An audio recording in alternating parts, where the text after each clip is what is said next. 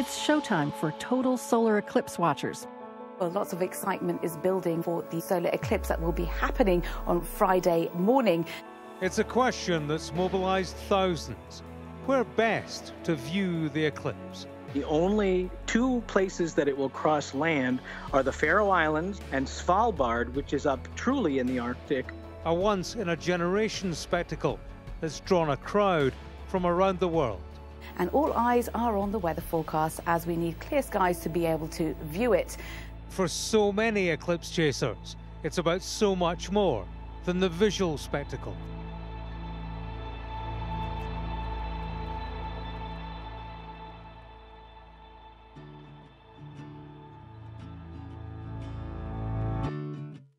Here we were, a stone's throw from the North Pole, following photographer Ruben Krabbe on his quest to capture a mind-bending photo of a skier in front of a solar eclipse.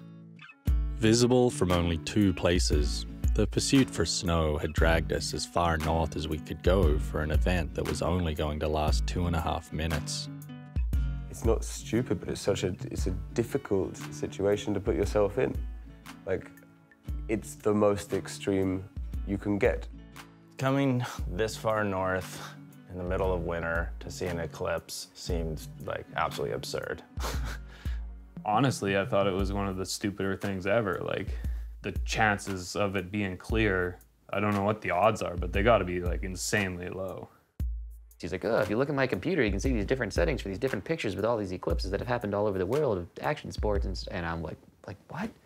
Like, let's go skiing, dude. It was no secret why Brody, Chris, and Cody had come on the trip. They wanted to ski. That left me caught in the middle with the task of trying to squeeze two very different books onto the same page. If I get to live a full life, there's still only going to be 3 chances in my lifetime to try to chase a photograph like this. And who's to say I get those chances or that it's not cloudy there? The plan was to set up a remote base camp and explore the mountains while scouting for a location for Ruben's elusive photo. The odds of success were extremely slim, but if uncertainty is the first ingredient of any good adventure, then we had it in spades.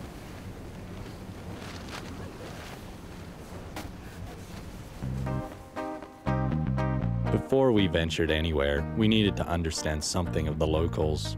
At over half a ton and a true apex predator, the cute polar bear that we all hoped to see was actually not that cuddly. This is the part that Steve explained super well, so I'm able to do this part, but I have no idea about the shooting part. It was borderline morally objectionable for me, because like, I don't think I would shoot a polar bear that was running toward me. And I don't know what I would do if there was a polar bear running toward you. I really want to see a polar bear like from a nice distance, you know? I think that'd be nice. Oh, that was stressful. But it was really fun shooting a gun for my first time. I really am relying on the fact that A, we have guides that are much better at this sort of thing, and B, I can run faster than at least most of the people. Somehow everyone managed to hit the target, making our guide Steve feel safe enough to head out on a warm-up mission to an abandoned Russian town that he wanted to show us. It was an opportunity to test the sea ice and explore some skiing before our extended base camp in the lead-up to the eclipse. We haven't actually skied yet. We almost put our ski boots on, but then we found out there were polar bears, so now we're looking at a polar bear. He's surprisingly yellow. I was expecting him to be more white. He is the cutest man-eating predator that weighs 3,000 pounds I've ever seen. Look at this, look right now, Cody. Yeah, what is, it's like a little, he's playing around. He's playing on like an ice cube. This is so cool, dude. He turned out to be a she, and on the list of cool things to see, the polar bear was right up there. It was puzzling, though, that she wasn't as interested in watching our first descent as she was in finding a seal under the ice.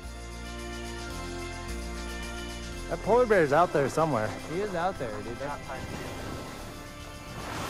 Ew!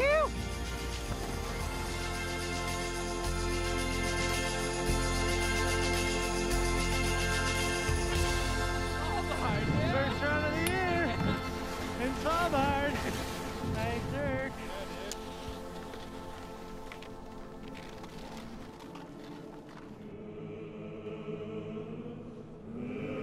At one time, a Russian coal mining town, Pyramiden was home to over 1,000 men, women, and children. With the collapse of the Soviet Union, the mine closed and overnight the people left. And if you're wondering why Russia has a presence in a Norwegian territory, let's just say it's complicated. Now we're in an abandoned Russian town. I just met like the raddest Russian dude ever. But this is different, I would say. Pyramiden, I like its status of a ghost town. Yeah, because it is a ghost town. Don't let the coat deceive you. Sasha's friends in St. Petersburg call him a fake Russian since he doesn't drink vodka. Instead, he holds it down with the northernmost statue of Lenin, unlocking vacant buildings for tourists that find themselves here. Despite how eerie it is, Pyramiden has a remote beauty that I could see being an attraction. But for Sasha, there are other upsides too. Pyramiden is the only place in the world where I have my own room. You're the best guide in Pyramiden. I'm the only guide in Pyramiden. I cannot be the best or the worst. I do hope so that you will have a chance to see the eclipse, but be careful because Svalbard is foggy and cloudy. When you see cloudy weather, it's ordinary weather for Svalbard. When you see the sun, it means that you are lucky to see the sun. So good luck to you guys. Stepping back into the present, if what Sasha said was true, well, we were lucky to have the sunshine. We wanted to make the most of it, as it was a rare opportunity to ski without considering the eclipse. There were still a few kinks that needed to be worked out though. I'm just taking mine off my feet right now because I had them on the wrong feet. Ah! Experience in extreme conditions wasn't exactly this crew's forte, which is why I brought cameraman Bjarne Salen along. As visionary steep skier Andreas Fransen's main expedition partner, together they have logged first descents in some of the most intimidating mountain ranges on Earth. Can you feel the altitude at all? Yeah. Like always. To say Bjarne was well-versed in the art of suffering was an understatement, but no one was prepared for our first obstacle.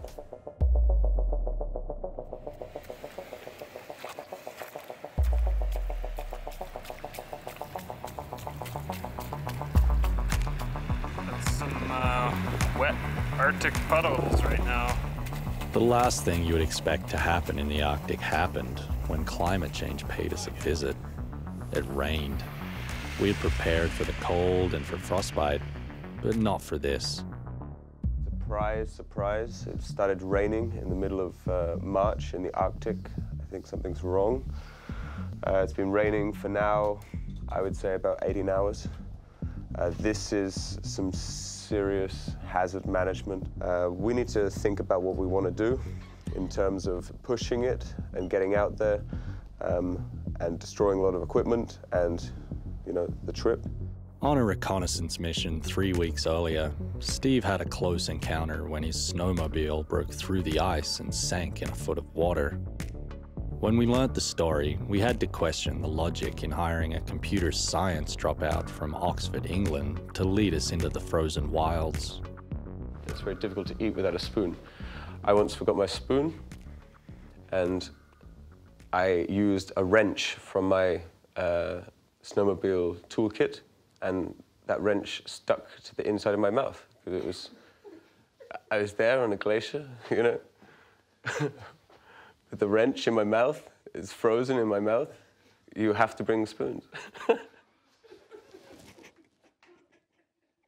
After a helicopter evacuation and wet feet, the crisis was averted, and Steve was apparently wiser for both those experiences.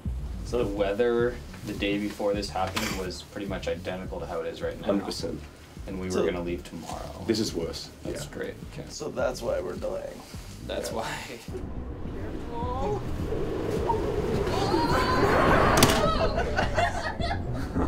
The storm is reaching a peak, I think. And first of all, the top of the town went out, probably Nebian first, then the middle of the town. And apparently it's worked its way down to the university, and now all the street lights are out too. And we haven't had this all year. So, welcome, Salomon, to the palace at Svalbard. Ruben's like the artistic genius where he's like thinking about his shot kind of all the time, but a lot of like real life stuff just flies right over his head, you know?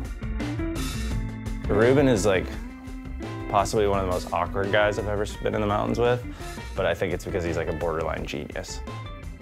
It was disturbing to think that our Pied Piper was a 24-year-old with peach fuzz for a beard, whose covert plan seemed to be adding to his exotic yoga pose series. Growing up east of the Rocky Mountains, Ruben picked up his father's old Pentax at 15, learning the craft shooting friends before making a splash at 21 with an outrageously awesome photo of the Northern Lights. This idea of chasing an eclipse is basically just the next extent of that same concept. He's like the dweeb that found out about this eclipse that wanted to follow it all the way to the North Pole. You need a special kind of person to be so focused on something like this. And Ruben has this focus more than anybody else. That's what gets you an eclipse shot, is being able to dream that big. Like, that's a huge amount of imagination, and not everybody can do that. This is probably the one time in my lifetime that I get to try to shoot this photo. It's a bit of pressure, eh? Yeah, what if it doesn't work out?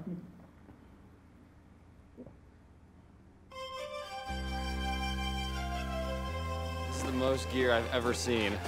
However, I mean, it makes sense. We're gonna be living nicely for a week or two, so I'm stoked on it. But it's a lot of stuff. Especially a lot of stuff to pull behind snowmobiles over like that much ice. Over the rooftops into the sea. Psyched, packed up for a huge adventure. It's gonna be awesome. Stoked.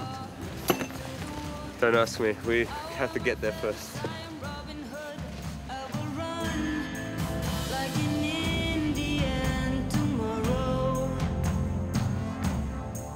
I will run like an Indian tomorrow.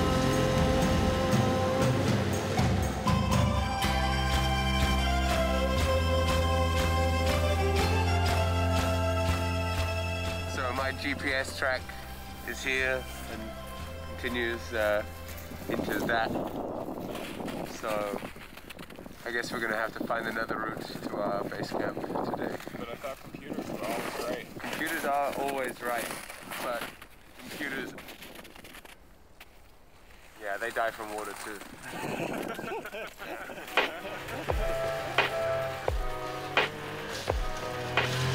Sea ice wasn't Steve's problem last time.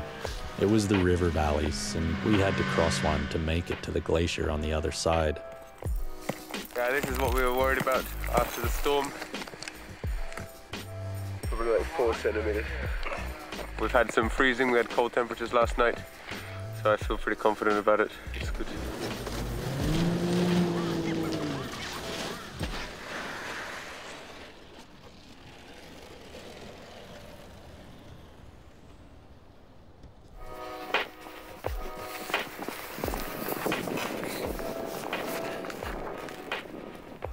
Not out of the clear yet.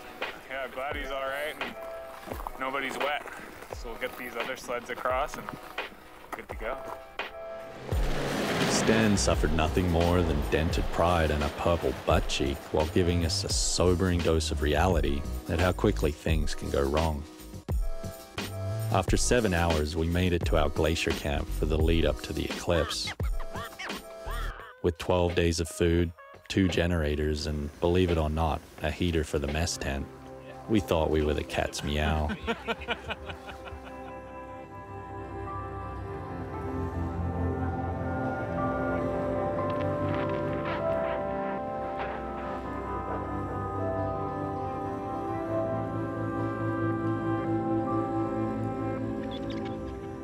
Perched at the head of the Fridtjof Bryn Glacier, the views were pretty darn spectacular, except Bjarne spoiled my epic drone shots by stamping out a huge penis on the glacier.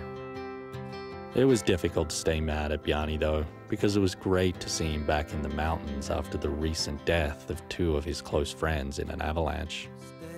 The 29th of September last year, 2014, when the accident happened in Chile, it was a bit of a shock because I lost my two best friends, Andreas and JP, and after that I've been taking a bit of a step back because I wanted to reflect on life and everything I've been doing. Andreas was a friend to everyone on the team, but he was a brother to Bjarne. And while this trip meant different things to everybody, for Bjarne it was a big step towards rekindling the passion that he and Andreas shared. This is kind of Bjarne's first trip back in the mountains since Andreas' accident, and I can't imagine how hard that would be, but he's just like, he's so stoked that he's back. This is how nice it is to be in Svalbard. Sometimes I cry, but I didn't want to cry too much because it was so cold, so I know it would just freeze. So I just had to stop myself crying a bit. But that was one moment when something is beautiful and you find peace, you know? And then I know Andreas would be like so stoked to be there. I love my job. Well, he's had a lot of tragedy in the last couple of years. Like a lot of close friends that passed away, and he could have walked away for sure. It's worth spending time with people out here, and we're not doing the most crazy lines, you know? We're here and shooting some beautiful skiing in a beautiful environment, and you wouldn't be able to experience that if you weren't here to ski. Twice a day belated keeps the devil from my door. And it makes me rich and it makes me poor. I'm a beggar in the morning, I'm a king at night. My belt is loose and my trigger is tight. And they come without warning, at the speed of a light. Make it shine so pretty, make it shine so bright. So far, the scouting was working out great for the athletes, but finding a spot for Ruben where the sun, moon, skiers and camera would align was easier said than done. Day 2 on the glacier, and yeah, we're going for it. We got some cool spines behind us that might work for the Eclipse, and we kind of just got to go up and get a feel for the snow. We've talked in circles for 2 days now, and so it'll be good to just see if we can even ski any of this stuff. I can't say that the snow is awesome or that it's very warm up here, but it's really windy too, if you didn't notice. Why am I yelling?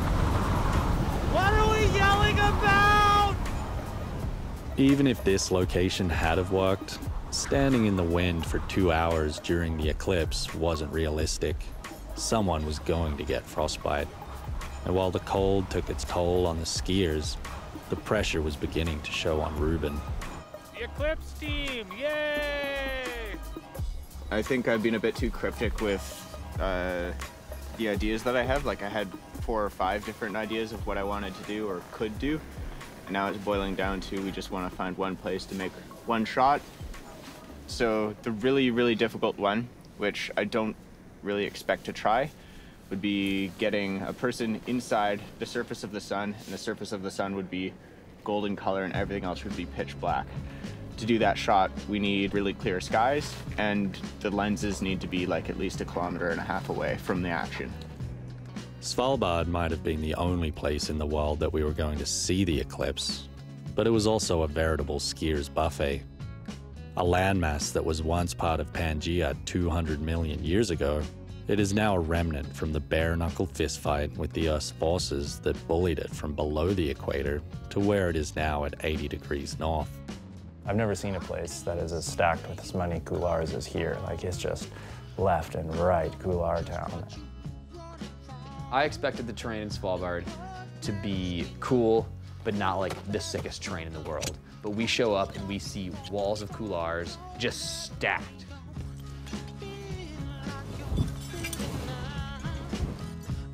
Looks like how the rock at one point just turned vertical. Like it was the whole earth went upward. I could come back here every year and never be bored. I'm sure there's so much to explore here.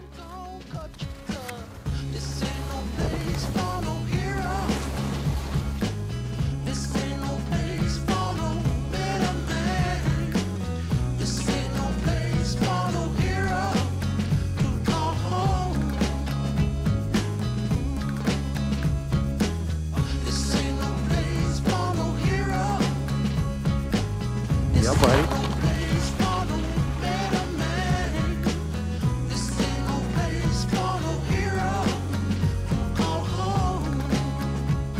Before the trip, Steve emailed me a single photo that I posted to our Facebook group.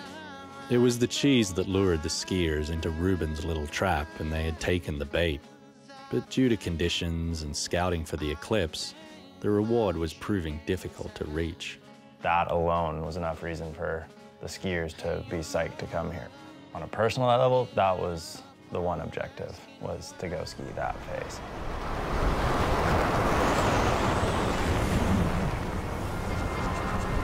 Skiing, the Eclipse, all our plans were put on hold when the Arctic slapped us with snow and winds that threatened to bury camp. This is when winter camping gets really fun, because yeah, it's kind of survival based. Chris was right. It was survival based. Yet he had very different ideas about what it takes to survive. You know, when you're camping, everything's a little bit more difficult, and definitely going to the bathroom is like a super big pain in the ass. I mean, there was many other things that we could have improved with the camp, but the toilet was magnificent. It was the WC of the century. Finishing touches on the new throne. Oh, yeah. It was hard to deny that Chris had done us all a favor. When it's minus 20 and there's snow blowing up your wazoo, it doesn't do much for morale. No amount of coffee and a comfy throne could top the enthusiasm, though, when the weather cleared to deliver us a shot at the crown jewel. The Facebook wall. Dun, dun, dun. We got one photo, and we had this little Facebook group with the people on this trip. So the one picture that we had posted to our Facebook group was just of this one mountain with these like craggy summits. Came and visited it earlier in the trip, but the snow didn't look good, and the snow actually looks pretty shreddable right now. That's wild, man. After like seeing pictures of this wall and coming all the way to Svalbard for it, and now being on top of it.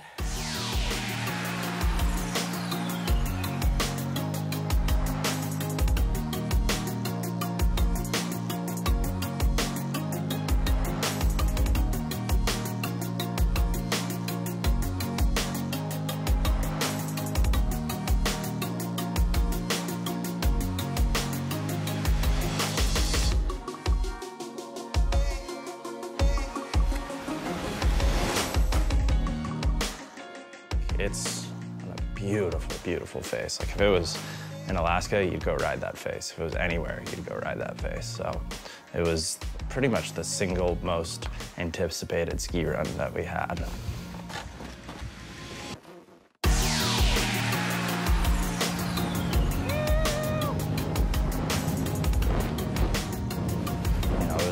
One of the best runs of the trip. That zone has some of the coolest couloirs, some of the raddest features, some of the longest vert that we found, and pretty much dumps you almost into the ocean. It's a pretty incredible spot.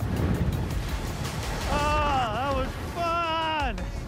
That was so fun! It was an apex of the trip. It was like, okay, like this once again is like a really hard thing to make happen, and we just nailed it. And like now we have the next big thing to look forward to. The Eclipse was beginning to feel like the day before Christmas, except the neurotic in-laws and aunt that you don't like were coming for dinner. It was going to be awesome, but it was also going to be stressful.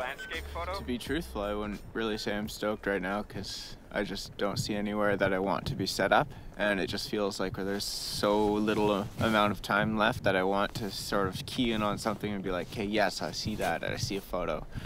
And I don't right now, so that's feeling really, really tough. More options, more scouting, more making athletes angry. I'm just hoping it's here, done with. I mean, it'll be really cool to see it, but there's been so much built up about it, it's kind of like, okay, come on, just get it over with. And now it's like, whatever, 20 hours away, less. Yeah.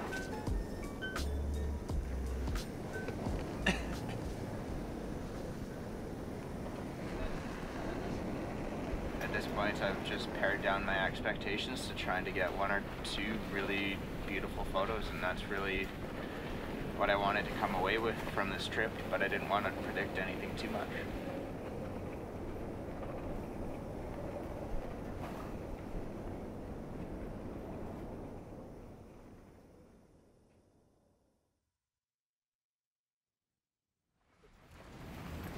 Well, we're gearing up for the eclipse. It's the eclipse day. Coldest day yet. It's minus 20 out there. Howling winds from the north, which really warm things up. But the good news and the most incredible thing ever is that it's clear, so we might actually get to see this eclipse. Whether we ski in front of it, who knows, but I think we're gonna be pretty lucky if we just get to see this thing. I think we're pretty lucky if we don't lose any toes today.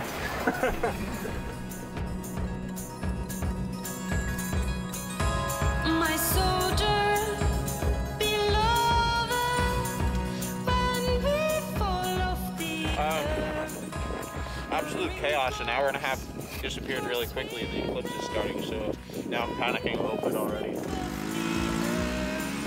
all night, the sound will come back again.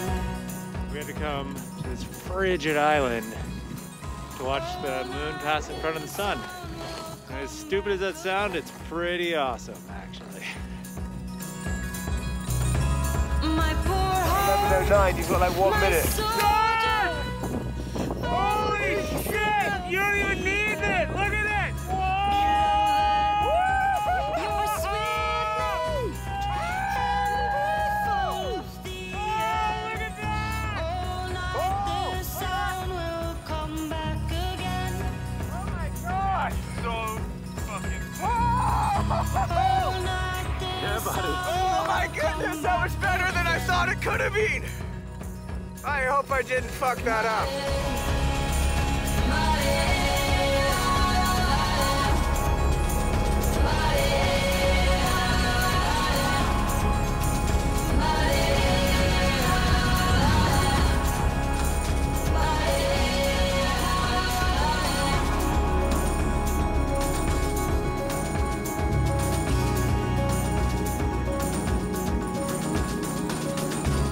my soldier, beloved, when we fall off the earth, your wrinkles, your sweet neck, and we slip off the earth.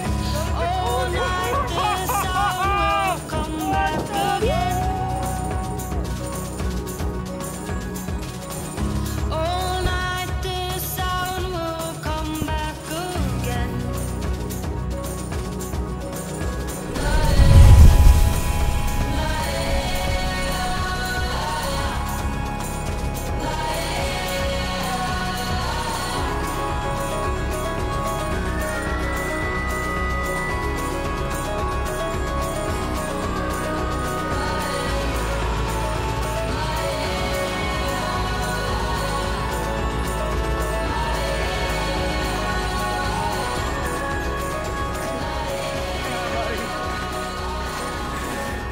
tense. That was tense, but Oh man. It's the exact photo that we said was so hard to pull off and such a low chance of success. And there's this drawing. Yeah, we got this photo. We got the impossible shot.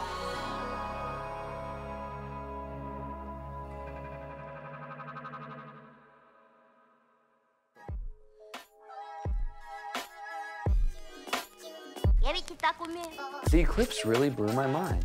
I can't believe it, but it worked. It totally worked out. That was pretty crazy. Like, that's definitely something I'll remember for the rest of my life. To see it was a big, beautiful shivers down your spine. It was just magical. Like, it is one of the most, like, just insane things you will ever see. It was the most magical experience. I had no idea it was going to be like that. It felt like a sci-fi movie. It felt like something completely alien. Having seen it happen through the lens and knowing that you were getting those photos that you were dreaming of was one of the most euphoric experiences I've had ever.